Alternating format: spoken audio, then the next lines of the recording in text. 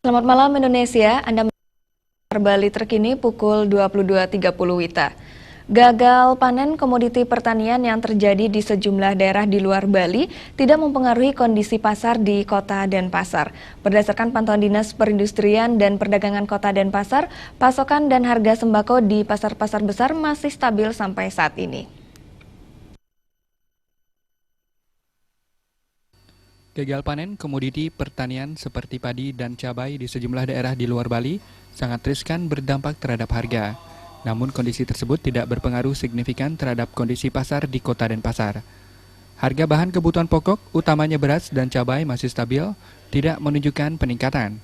Dinas Perindustrian dan Perdagangan Kota Denpasar yang melakukan pemantauan langsung di sejumlah pasar besar tidak menemukan adanya lonjakan harga. Stabilnya harga kebutuhan pokok dikarenakan pasokan ke Kota Denpasar tetap lancar dan terjaga. Sebenarnya harga-harga 9 bahan pokok kebutuhan pokok di Denpasar stabil, artinya tidak ada kenaikan, jadi dia masih stagnan.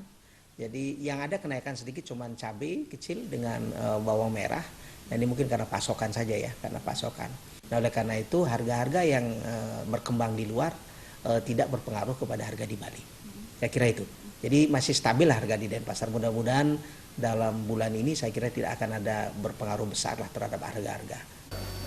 Selain harga bahan kebutuhan pokok, harga daging sapi di pasar-pasar Kota Denpasar juga stabil. Krisis daging sapi yang terjadi di luar daerah tidak mempengaruhi pasokan daging sapi ke Kota Denpasar karena sebagian besar pasokan berasal dari Bali sendiri. Pujiantini dan Angga Ratana, Bali TV.